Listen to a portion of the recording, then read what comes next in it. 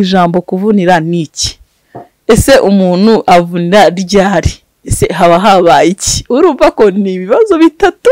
We mugabo uzisuzume, ni wumva urangiza imibonano mpuzabitsina iminota umara sinyizi ukumva nta n'umwanya n'umwe umugore yanyemo na rimwe.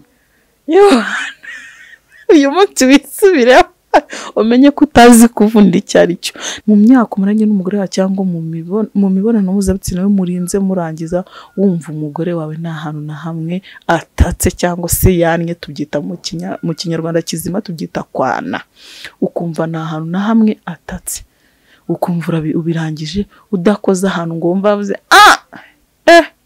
yewe nta kintu uba ukoze, ntabwo uba uzi kuvunira icyo ari cyo, ntabwo uba wavuniye. Ariko niba uyu munsi mbabaririze kuvuga atari ko reka nkore ka kantu shangazi yambwiye numve koko kari byo. Erega nta muntu uyobeka ibyishimo bihenda nshuti. Ibyishimo birahenda, nta n'ikindi kintu kitubeshejeho. Tubeshejweho no kwishima. Hari igihe usanga abantu bahorana umunabi, barashaje kandi bafite imyaka mike kubera nta byishimo by'umubiri bafite. Ariko mu gihe wakoze igikorwa cy'imibonano mpuzabitsina ukishima, ukanezerwa, ugasoza, muri make reka mvuge gusoza,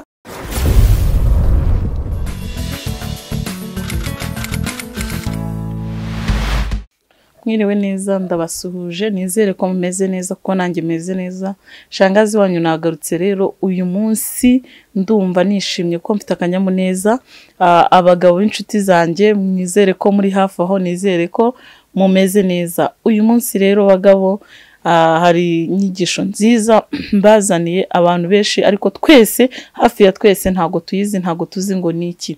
Uyu munsi abagabo mwaba mukuze cyangwa se mukiri batoya, hari ijambo benshi cyane mutazi. Ese ijambo kuvunira hari urizi? Ese ijambo kuvunira niki? Ese umuntu avunira ryari? Ese haba habaye iki? Urumva ko ni ibibazo bitatu ndimo nibaza nanababaza, ariko ndanabisubiza kuko ntago njya mbaza ikibazo ntagifitiye igisubizo.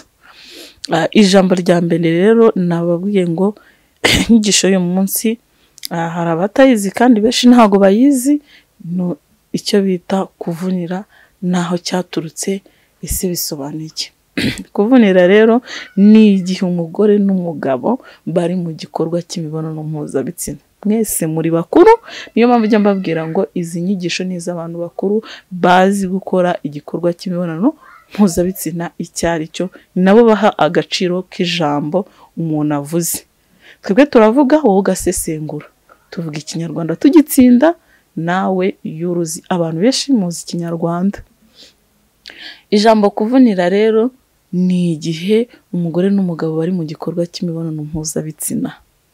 Umugabo ari mu gikorwa, ari gukora igikorwa yagakwiye gukora, akageza hahandi ibyishimo biba byamurenze, agafata inyubahiro ye akayishyiramo imbere. Yayishyizemo imbere kuko ntabwo abikorana umujinya, nubwo abikorana urwango, ahubwo nuko aba yishimye. Uzarebe hari ukuntu umuntu yishima cyangwa umwana akishima, ukumva ateye nk'akaririmbo, afashe n'agati, afashe n'akabido, arabyinnye kuko ese uyu mwana uyu munsi yabaye iki?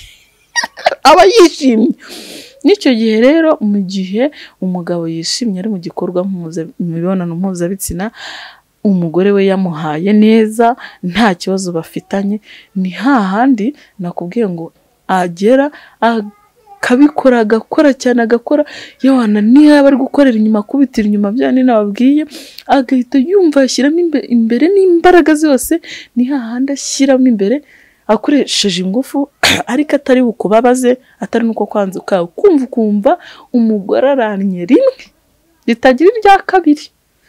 Icyo gihe umugore nawe aba yishimye, hari ahantu agejeje cyangwa se hari ahantu bamukoze. Noneho nicyo bita kuvunira. Kubera ko nubwo bwose aba bikoze gutyo, ameze nk'uvunnye ikintu, cyangwa uzumve iyo umuntu agukandagiye uhita utaka, urankandagiye. Ariko nyuma y'iminota ingahe birarekera, ububabare si ubwumve. Nabyo rero iyo umugabo bigenjeje gutyo umugore yana rimwe ritugira ubwa kabiri kuryo uri nko hanze cyangwa se ukabubyitaho wagira ngo ni nk'urushinge rumujombe cyangwa se hari ikintu kimukanda cyangwa se hari ikintu kimukase bikabirarangiye. Ikindi cya kabiri rero akamaro kabyo ni akahe?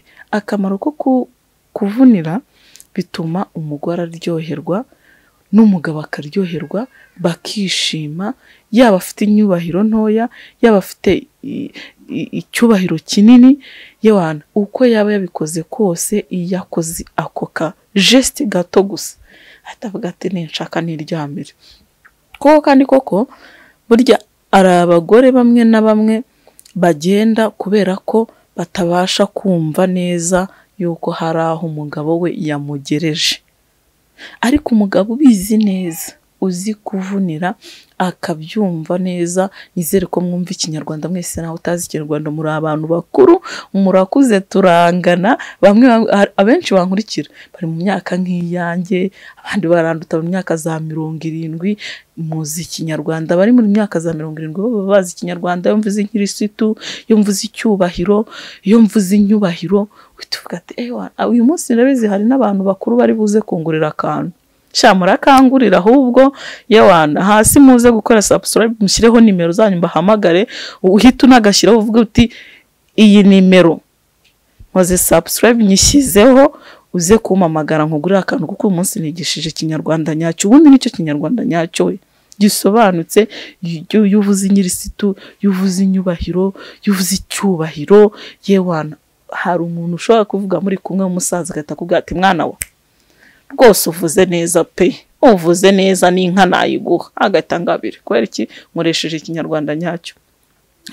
Akamaro ka kabiri nakababwiye, iyo umugabo avuniye mu cyubahiro cy'umugore, umugore arishima akumva hari ahantu umugabo bamukoreza, ndetse n'umugabo akumva ko hari ahantu ageza umugore we.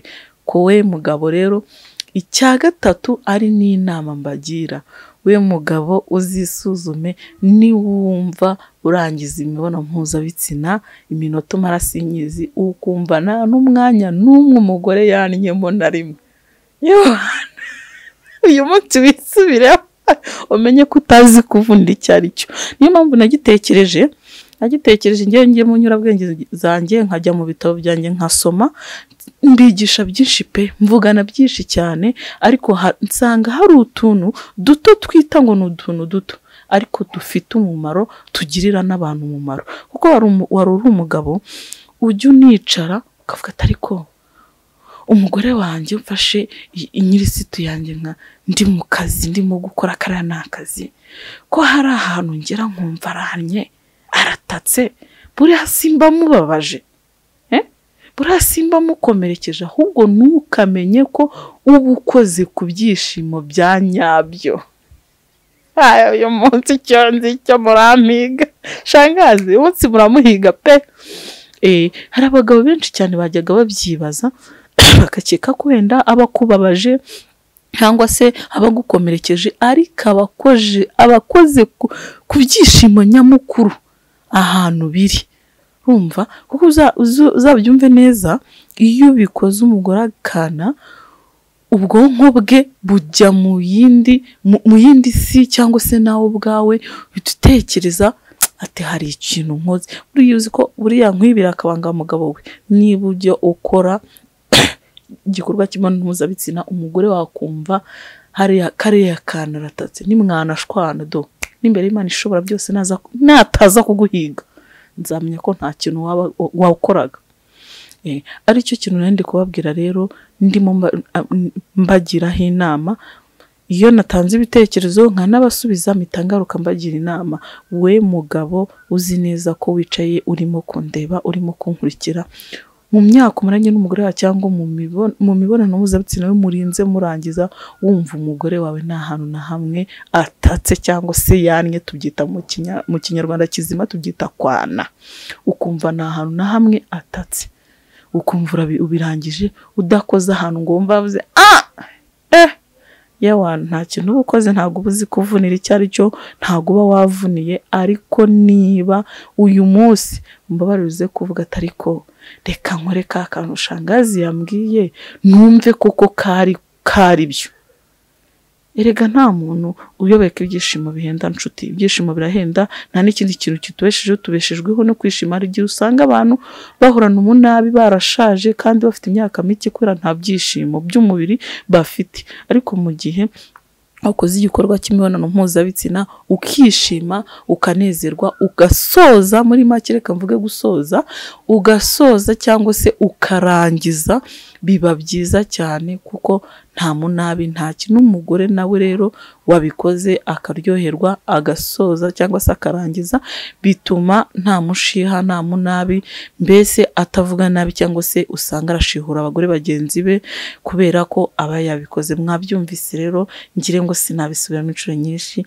Uyu munsi nari nabazaniye inyigisho yitwa kuvunira inyubahiro mu cyubahiro cyayo.